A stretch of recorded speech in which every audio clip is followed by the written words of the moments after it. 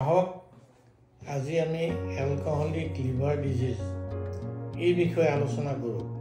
আমি এই কাৰণে প্ৰয়োজন হৈছে আমাৰ ডে টু ডে প্ৰেক্টিছত মই দেখিছোঁ বা অন্য মোৰ সহযোগী চিকিৎসকসকলেও গম পাই আছে যে আমাৰ বহুতো মানুহ এতিয়া লিভাৰ ৰিলেটেড প্ৰব্লেমৰ কাৰণে তেওঁলোকে অসুস্থ হৈ থাকে আৰু মেজৰিটি মেক্সিমাম কেছ আহে এলকহলৰ পৰা।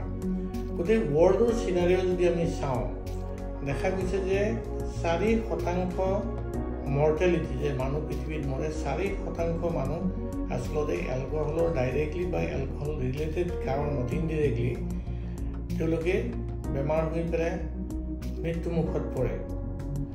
অন্যফালে যদি দেখা যায় যে ইণ্ডিয়াত আমি দেখিছোঁ যে অলমষ্ট 45% আমাৰ লিভাৰৰ মৃত্যু হোৱাৰ কাৰণ আচলতে এলকহল। মই আজি কেইবছৰমান আগতে মেডিকেল কলেজত কাম কৰি থাকোঁতে আমি এটা সমীক্ষা চলাইছিলোঁ।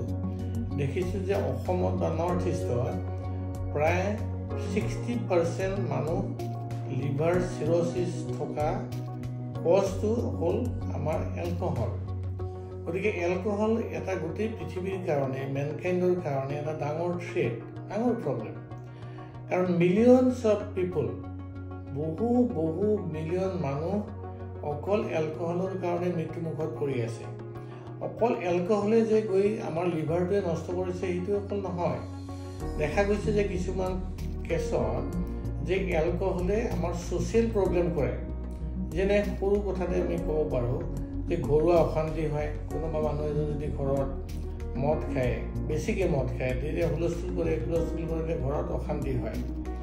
2 নম্বৰ দেখা গৈছে যে চাইল্ড নেগলিজেন্স, সৰু ল'ৰা ছোৱালী আচলতে পৰিয়ালত থাকিলে যদি তেওঁলোকৰ ঘৰত মদ খোৱা দেউতাক থাকে তেতিয়া তেওঁলোকে নেগলেক্টেড ফিল কৰে আৰু হয়ও, কাৰণ মেক্সিমাম ঘৈণীয়েকে তেওঁৰ সুস্থতে ব্যস্ত হৈ থাকিব লাগে, আল্টিমেটলি ল'ৰা ছোৱালীবিলাক তাৰ পৰা চাফাৰ কৰে। তেনেকৈ এলকহল খাই পেলাই লৈ পেলাই তেওঁলোকে গাড়ী চলায়, কিবা চলায়, তাৰপিছত সাধাৰণতে এক্সিডেণ্ট হয় আৰু কজটো হ'ল এলকহল কনজামশ্যন। চাকৰিৰ ক্ষেত্ৰত দেখা গৈছে যে কামত তেওঁলোকে বেছিভাগ এবচেণ্ট হৈ থাকে, নাযায়, কাৰণ মদ খালে যাবৰ মন নাযায়। ৰাতিপুৱা কিছুমান মানুহ ৰাতিপুৱাও খায় মদ। মোৰ বহুত ৰোগীয়ে দেখিছোঁ মই এনেকুৱা টেণ্ডেঞ্চি বহুত মানুহৰ আছে। মই যদি কেতিয়াবা সোধোঁ আপুনি মদ খায় নেকি, তেওঁ ক'ব এইফালে চিৰ'চিছ হৈ গ'ল, তেওঁ ক'ব মই দিনত নাখাওঁ নহয়। তাৰমানে দিনতো খুৱাব লাগে বুলি পেলাই তেওঁ এটা ধাৰণাই নিজৰ সৃষ্টি কৰি লৈছে। গতিকে এই কাৰণে আমি ভাবোঁ যে এলকহলৰ ওপৰত আমি সকলোৱে অলপ সাৱধান হোৱা উচিত। কাৰণ ছ'চাইটিত আজিৰ দিনত চাৰিওফালে গোটেই অসমত বা নৰ্থ ইষ্টত ইভিন ইণ্ডিয়াৰ ভিতৰত আমি দেখিছোঁ যে এলকহলৰ কাৰণে আমাৰ লিভাৰ ৰিলেটেড ডেথটো বহুত বাঢ়ি গৈছে। এতিয়া আমি জানি শুনিও আমি জানো যে এলকহল খাই পেলাই মানুহ অসুবিধা হয়, চিৰ'চিছ হয়, তেওঁলোকৰ হেপাটাইটিছ হয়। কিয় মদ খায়?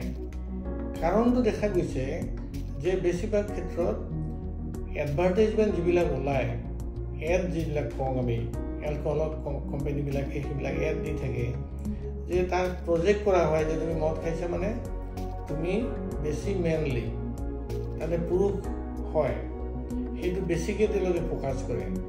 2 নম্বৰ কথা, বহুতো ক্ষেত্ৰত দেখা গৈছে যে এইটোৱে ছ'চিয়েবিলিটিৰ কাৰণে এটা সুবিধাজনক বস্তু।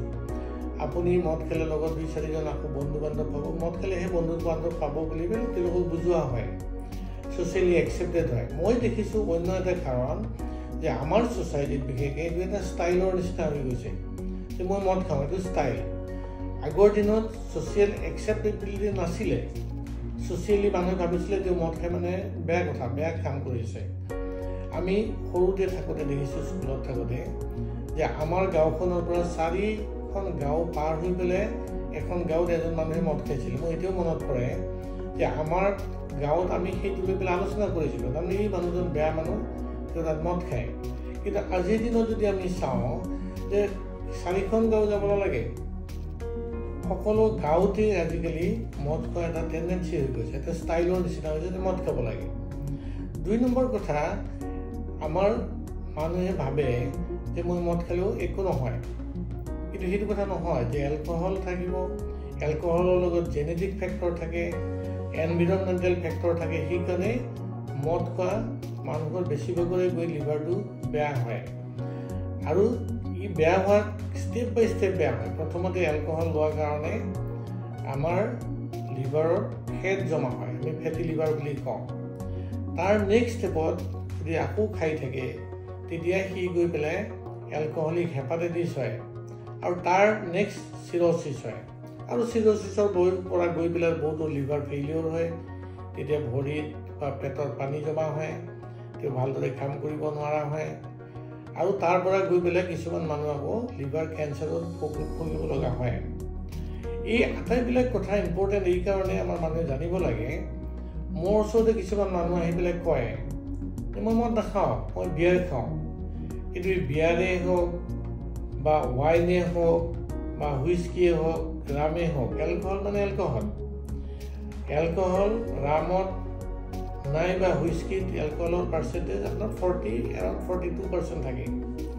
মানে 100 ml যদি আপুনি মদ খাইছে হুইস্কি, তেতিয়া 40 গ্ৰাম এলকহল আপুনি তাত খাই আছে। তাৰমানে হয়তো বিয়াৰত কম থাকে, অলমষ্ট 6-7% থাকে। কিন্তু এজন মানুহে 100 ml যদি আমাৰ ৰাম খায়, তেতিয়াতো 40 গ্ৰাম এলকহল তেওঁৰ দেহত আহি গ'ল। আৰু এজন মানুহে যদি 6টা বিয়াৰ খাই দিয়ে, অলমষ্ট একেই হ'ল, কাৰণ পাৰ্চেণ্টেজটো 6% হ'ল।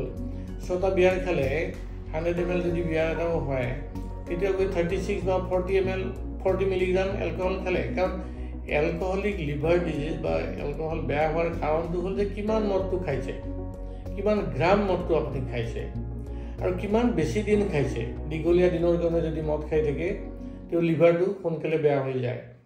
কিছুমান ক্ষেত্ৰত দেখা গৈছে যে যিবিলাক মানুহে অলপ সময়ৰ ভিতৰতে বহুতো মদ খাই দিয়ে কম সময়তে, তেতিয়াও লিভাৰটো সোনকালে বেয়া হৈ যায়। তৃতীয়তে দেখা গৈছে যে যিবিলাক মানুহে মদটো খায় কিন্তু খালী পেটত খায়, তেতিয়াও লিভাৰ বেয়া হোৱাৰ চান্সটো বেছি থাকে। গতিকে এইবিলাক কথা আমি সকলোৱে লক্ষ্য কৰা ভাল, কাৰণ নহ'লে তেওঁলোকে ঘৰতো সেই একে কথাই কয় চাগে। মোক যেনেকৈ কৈছে যে মই বিয়াৰহে খাইছোঁ, মই ৰাতিটো মদ খোৱা নাই। তাৰমানে ৰাতি মদ খালে বেমাৰ হ'ব, দিনত মদ খালে, বা ৰাতি মদ খালে বেমাৰ নহ'ব, দিনত মদ খালে বেমাৰ হ'ব। সেই তেনেকুৱা এটা কনচেপ্ট গৈ পৰিয়ালত বা বন্ধু বান্ধৱক দি থাকে। এইটো আমাৰ মতে ভুল ধাৰণা, সেইটো আমি ঠিক কৰা উচিত। আমি ইয়াৰ পিছতো আজিলৈ ইয়াতে সামৰিছোঁ। এই বিষয়ে আমি এলকহলৰ ওপৰত আমি কথা পাতিম।